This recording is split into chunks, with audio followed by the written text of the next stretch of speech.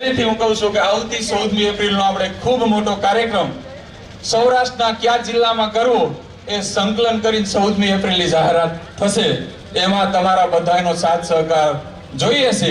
અને ખરેખર તમને એમ થતું હોય કે આ વર્ધી પહેર્યા પછી મને ગર્વ છે, મેં પણ આજે વર્ધી પહેરીને, એટલે દરેક વ્યક્તિ પોતાની સંસ્કૃતિ બસાવવા માટે છે ને કહી દો સ્ત્રીના કપડા પહેરીને આખી રાત નાસી લે તો મને તમારા બાપે વર્ધી આપી એની શેની શરમ હોય?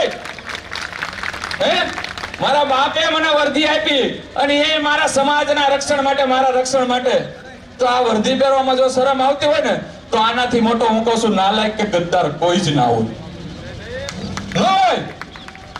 જો એ લોકો એની સંસ્કૃતિને બસાવવા માટે સ્ત્રીઓના વસ્ત્રો પહેરી અને રાતે અનેક પ્રકારના તમને કીધું નૃત્ય કરી શકતા હોય તો આપણે ભાઈ આપણી સમાજને બસાવવા માટે આ વર્ધી અને સમતા સૈનિક દળના સદસ્યને ના બની શકીએ?